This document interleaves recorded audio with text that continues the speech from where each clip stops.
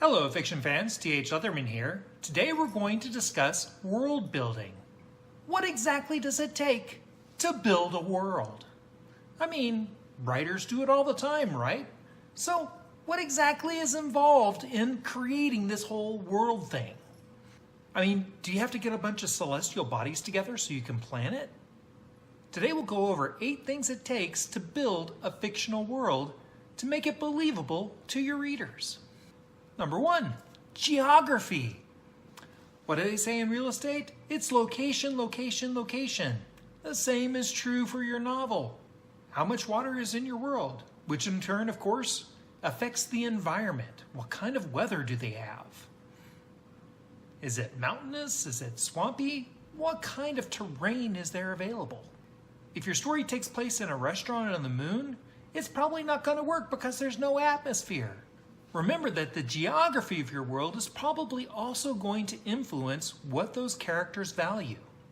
If they're living in a desert, they're probably going to highly value water. If they're living in a swamp, then they're probably more going to value metals, which are going to be harder to come by.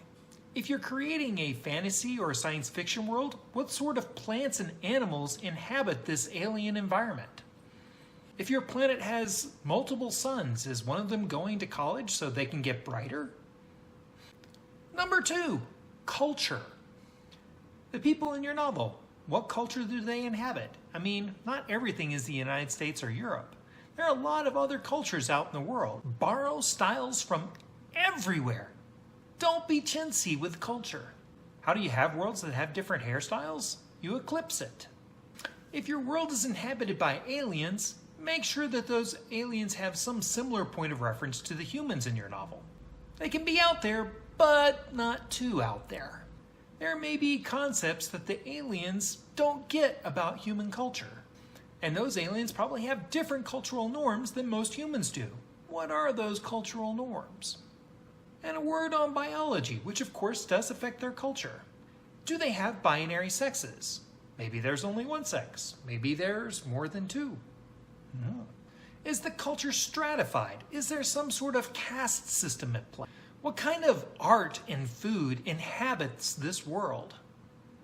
Do people listen to Neptunes? Or maybe they just read comic books? What are the traditional roles for males and females in this particular culture? And in stories, remember that Pluto is hard to reach. It's only looking for a plutonic relationship. Number 3, government. What type of government does this culture have? Monarchies are very popular in stories, but perhaps your culture has something different. Maybe it's communist, maybe it's a theocracy, or a genuine republic. Play around with different government types. See what works best for that particular story.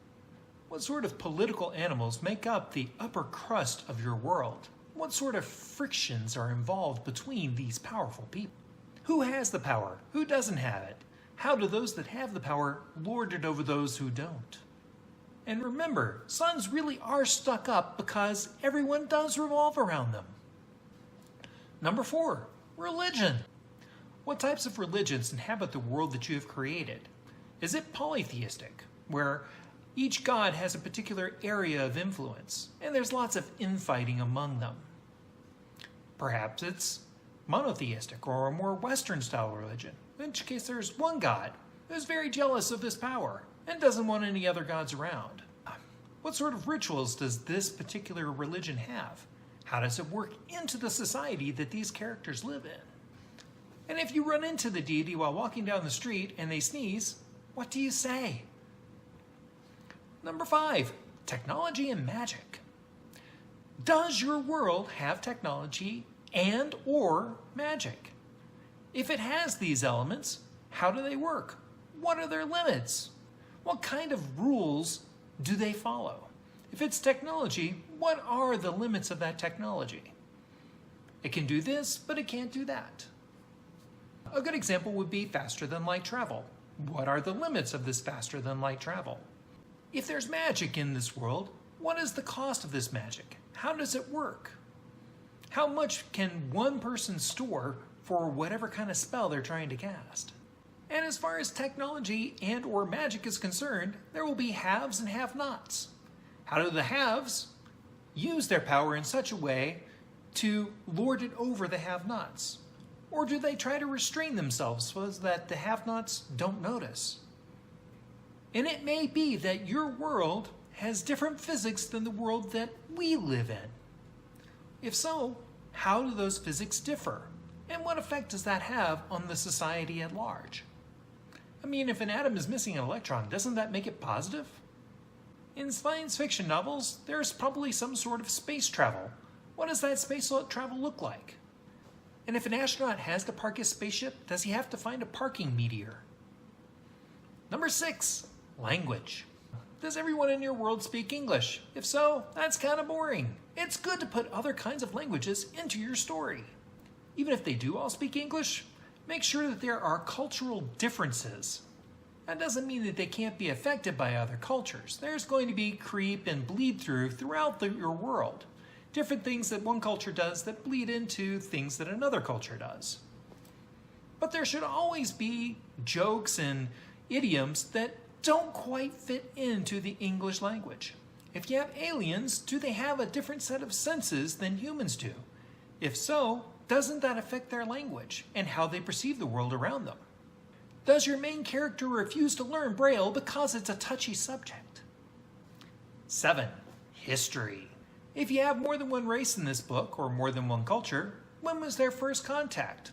When did they discover that they were not alone in the world that they inhabit? What sort of wars have been fought? What are the scarce resources? What resource does one culture have that the other culture does not? How does that create friction and trade between them? And just remember, the Roman Empire was cut in half by a pair of Caesars. And number 8, one of my favorites, economics. As many of you know, I was a stockbroker for 20 years before I became a writer. So, economics is kind of a big thing to me. Economics is missed by a lot of writers. Different cultures will have different sorts of resources, and they may have different currencies that they use for money. How is the exchange rate between the two? Perhaps instead of currency, there's a barter-based relationship between the two cultures. Do the different cultures have a common currency? If so, how did that evolve? How much of a particular currency is needed to buy ordinary things that someone would use every day? And if the moon is down to its last quarter, does that mean it's almost broke? So in summary, that's 1, geography. We live in a swamp. And then we built a castle, and it fell into the swamp. And then we built another castle. 2, culture. The name of the planet is yogurt because it's an active culture. Number 3, government. The monarchy was too tight to fight because of all the sleepless nights. 4, religion. Is it sit, kneel, stand, or stand, sit, kneel? Number 5, technology and magic.